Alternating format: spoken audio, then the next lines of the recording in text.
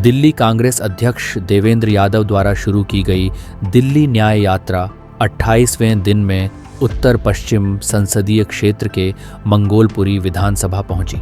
अंतिम पड़ाव में पहुंचे कांग्रेस की इस न्याय यात्रा में भारी जनसमर्थन भी साफ देखने को मिला। साथ ही 28वें दिन न्याय यात्रा में मंगोलपुरी विधानसभा में भारी जनसमर्थन देखने को मिला, जहां इस यात्रा के माध्यम से दिल्ली कांग्रेस अध्यक्ष देवेंद्र यादव ने दिल्ली सरकार पर जमकर निशाना साधा और दिल्ली की बुनियादी सुविधाओं को लेकर अपनी बात रखी। दिल्ली में विधानसभा चुनाव से पहले अपनी जमीन को मजबूत करने में जुटी कांग्रेस द्वारा विधानसभा चुनाव की तैयारियों के तहत दिल्ली न्याय यात्रा निकाली जा रही है। दिल्ली कांग्रेस के अध्यक्ष देवेंद्र यादव के नेतृत्व वाली यह यात्रा दिल्ली की सभी विधानसभा क्षेत्रों में पहुंच रही है। कांग्रेस की यह न्याय यात्रा 28वें दिन में प्रवेश कर गई है। 28वें दिन कांग्रेस की दिल्ली न्याय यात्रा उत्तर पश्चिम संसदीय क्षेत्र के मंगोलपुरी विधानसभा से शुरुआत की गई। मंगोलपुरी से शुरू हुई यह यात्रा विभिन्न गलियों और चौक चौराहों से होती हुई गुजरी। उनके साथ कांग्रेस कार्यकर्ताओं का भारी जनसमर्थन भी देखने को मिला। इस दौरान एक बार फिर से कांग्रेस अध्यक्ष देवेंद्र यादव ने दिल्ली सरकार पर निशाना साधा। मैं धन्यवाद करना चाहता हूँ दिल्ली की जनता का, जिसने आज ये ठाना है कि वो अपनी लड़ाई स्वयं लड़ने के लिए तैयार है।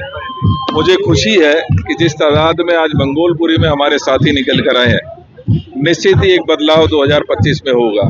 वैसे तो मैं हर पीड़ा और परेशानी को जो दिल्ली की है अब तक पूरी तरीके से समझता हूँ और जानता हूँ कि रोड, सड़क, पेंशन, राशन कार्ड, इन समस्याओं के अलावा बहुत महत्वपूर्ण जो एक मैं समझता हूँ कि इशू खास तौर पे मंगोलपुरी और सुल्तानपुरी के लिए है, वो बहुत ज़रूरी है कि यहाँ के लोगों को मालिकाना हक मिलना चाहिए, ताकि वो अपने बच्चों की पढ़ाई के लिए, ताकि वो अपने बच्चों की शादी के लिए अगर लोन लेने जाएं तो उनको वो लोन मिल सके। मुझे याद है आदरणीय इंदिरा जी के द्वारा ये प्लॉट दिए गए थे, जो कि झोपड़ी में रहने वाले उन साथियों को जिनको एक बेहतर जिंदगी देने का फैसला आदरणीय इंदिरा जी ने किया था। आज भी कहीं ना कहीं वो इन मकानों में तो रह रहे हैं, लेकिन आज तक उनको मालिकाना हक नहीं मिल पाया। इस बात का दुख और पीड़ा आज भी हमारे और सबके मन में है।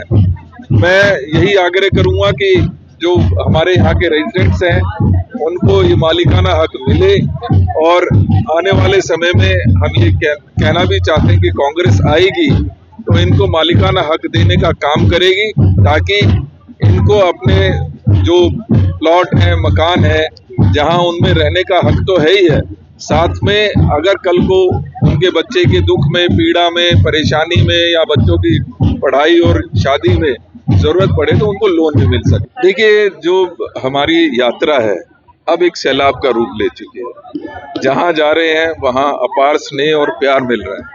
साथ के साथ लोगों का विश्वास इस बात में जगा है कि कांग्रेस के साथ हम अपनी परेशानी शेयर करेंगे तो निश्चित ही उस समस्या का समाधान होगा। इसलिए ज्यादा से ज्यादा तादाद में आम जनता इस यात्रा के साथ जुड़ रही है और अपनी परेशानियों को, अपनी पीड़ाओं को, अपने दर्द को हमारे साथ शेयर करने का काम कर रही है। ये अपने आप में एक बहुत बड़ी उपलब्धि है और मुझे इस बात का एहसास भी है, ये इस बात का एहसास भी दिलाती है कि जनता ने अब ये मन बना लिया है कि केजरीवाल जी का समय खत्म, अब आने वाला समय कांग्रेस का है। कांग्रेस वो पार्टी रही है जो हमेशा से लोगों को आगे बढ़ने का मौका प्रदान करती है। कांग्रेस वो पार्टी है जो सब धर्मों को साथ लेकर चलती है।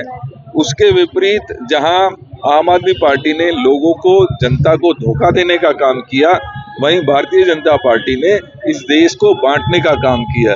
लिहाजा आज लोग दिल्ली के वो 15 साल के राज जो कांग्रेस के समय में होता था, जब हर रोज फ्लाईओवर्स बनते थे, अंडरपासेस बनते थे, मेट्रो चलती थी, हमारे सीएनजी नई बसेज आती थी, ग्रीन कवर बढ़ता था, बुजुर्गों को पेंशन मिलती थी, गरीब आदमी को राशन कार्ड मिलता था, आज उस दिल्ली को लोग याद कर रहे हैं और कहीं ना कहीं लोगों का विश्वास सिर्फ और सिर्फ कांग्रेस में बना। दिल्ली की बुनियादी सुविधाओं को लेकर कांग्रेस अध्यक्ष देवेंद्र यादव ने आम आदमी पार्टी की सत्ता वाली सरकार पर सवाल खड़े किए। उन्होंने कहा कि इस यात्रा के माध्यम से दिल्ली के दर्द को करीब से जानने का मौका मिला। उन्होंने कहा कि दिल्ली की लगभग सभी विधानसभा में एक जैसा हाल बना हुआ है और कांग्रेस द्वारा किए गए कार्यों को लोग याद कर रहे हैं। उन्होंने कहा कि दिल्ली में रेहड़ी पटरी वालों के दुख दर्द देखने को मिल रहा है, ऑटो रिक्शा वाले परेशान हैं। उन्होंने कहा कि जो भारी जन समर्थन कांग्रेस को मिल रहा है उससे साफ है कि 2025 में फिर से कांग्रेस की सरकार बनाएंगे। इस दौरान उन्होंने बुजुर्गों की पेंशन, राशन कार्ड जैसे मुद्दों पर भी अपनी बातें रखी। मानता हूं कि नशे में बच्चा कोई अचानक से नहीं पड़ता। मेरा ये मानना है कि बेरोजगारी उसका सबसे बड़ा कारण है। आज माँ बाप अपना पेट काटकर जब बच्चे को पढ़ाते हैं, लिखाते हैं, उससे उम्मीद करते हैं कि पढ़ाई लिखाई के बाद उसको कहीं नौकरी मिलेगी और वो परिवार का सहारा बनेगा। लेकिन आज युवा इसलिए लगातार भटक रहे हैं क्योंकि उनको उचित नौकरी नहीं मिल पा रही है, उनको रोजगार स्वयं का नहीं मिल पा रहा है। और इसीलिए हमने कहा था कि जब हमारा सरकार आती है तो हम सबसे पहले जो रेहड़ी पटरी कानून 2014 है उसको हम लागू करेंगे, जिसके द्वारा कम से कम 5 लाख परिवारों को हम रोजगार, इज्जत की रोजी और रोटी कमाने का मौका प्रदान करेंगे।